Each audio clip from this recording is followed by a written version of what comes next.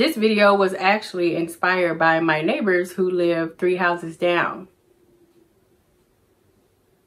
It's not like I'm giving out their address or anything. When CJ and I first moved to this neighborhood, which is predominantly white, we didn't know that before we bought the house. The house that I'm referring to did not have curtains. Instead, they had a Confederate flag in the window and Milo playing, sorry, and a thin blue line police flag in the other window. As soon as they realized that some black people moved into the neighborhood, they decided that they were going to take the Confederate flag down. But guess which flag is still up?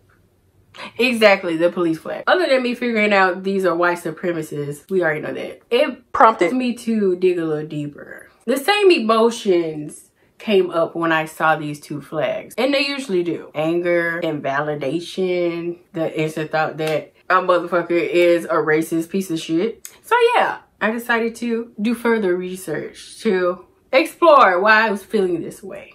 First, I'm going to explain the histories of the Confederate flag and what we now know as the police flag. And then I'm going to tell you the connection that they both have to each other.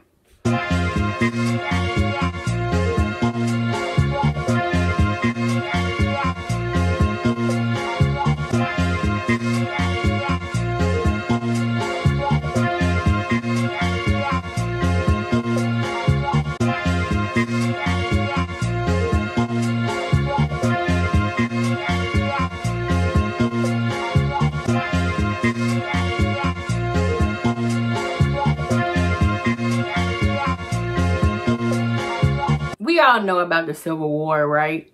You know, the war between the states. When the South seceded from the North for quote unquote states' rights. But the right to do what?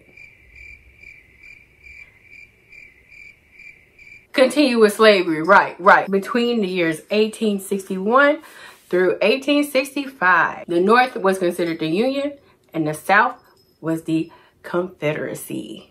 Long story short, the South got their ass whooped. I'm glad they did, but damn, like, how you gonna talk all this shit and then get your ass whooped in the end? Anyway, what we now know as the Confederate flag was actually a battle flag. And this is the actual Confederate flag. But to this day, this flag is what's recognized as representing the Confederacy.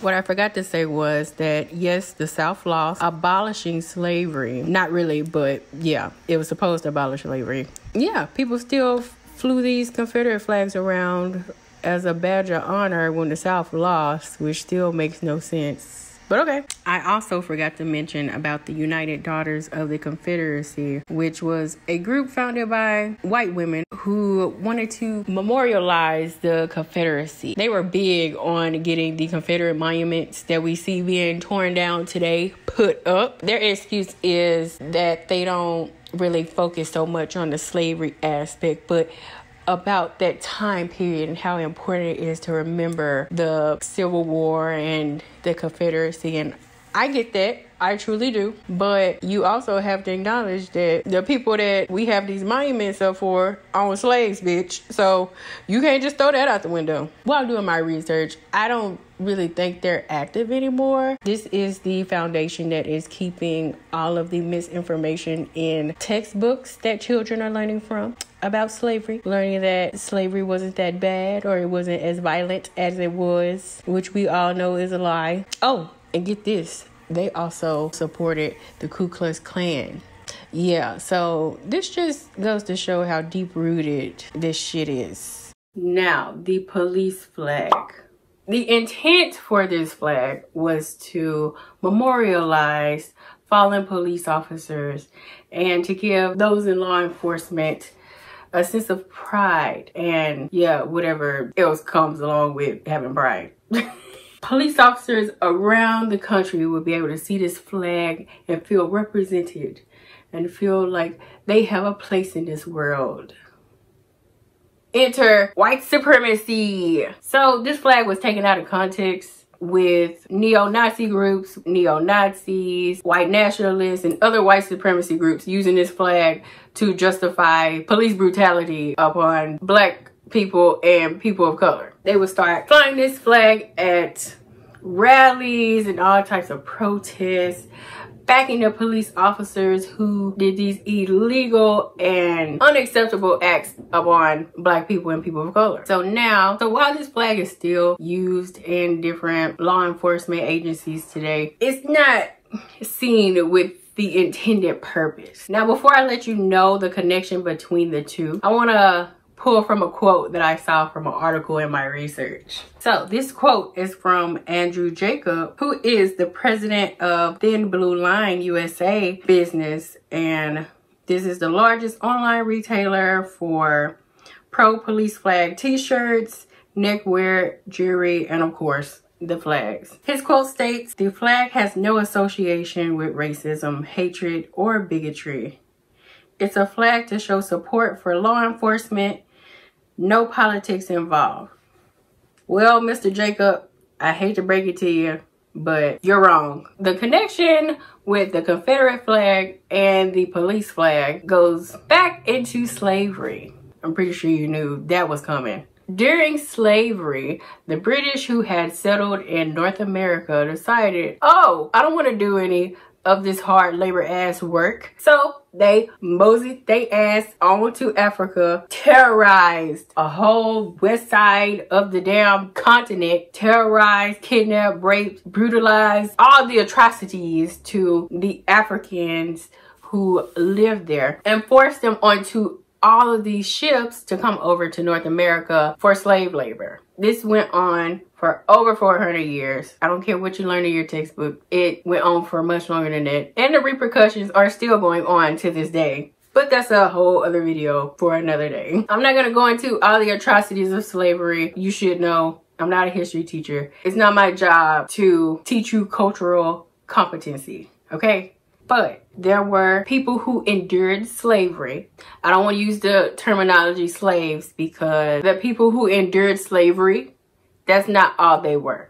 They were much more than slave labor. They were actually people.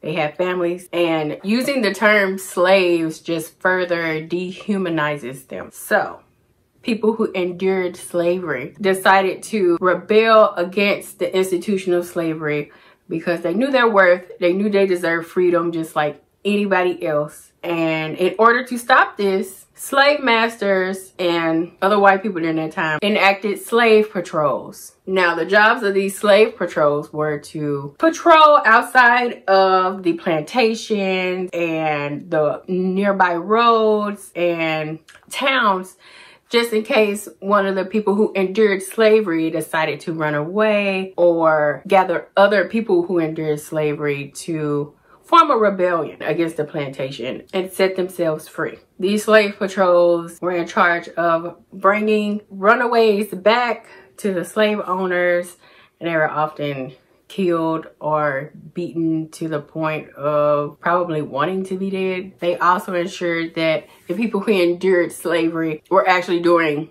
labor work. During the Reconstruction era, these slave patrols morphed into policing units who were in charge of keeping the freed black people and people of color in line, not letting them take over the rights and freedoms of white people. And over the decades, these units started to expand to enforce the different policies that were put in place, not just racial policies, but the laws that we know today. But policing is still rooted in racism because the systems put in place to this day were enacted under racist and systematically oppressive jurisdictions and people who have biases. And the system was not created to validate or protect black people and people of color.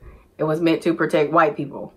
Point blank, period. So slave patrols are the connection between the Confederate flag and the Thin Blue Line, the police flag, whatever you want to call it, because you had the Southern white men who wanted to keep the institution of slavery in operation so much that they established units to control black people. And it just slowly morphed over the decades and centuries into what it is today. And that's why both of these flags have the same meanings, at least for me.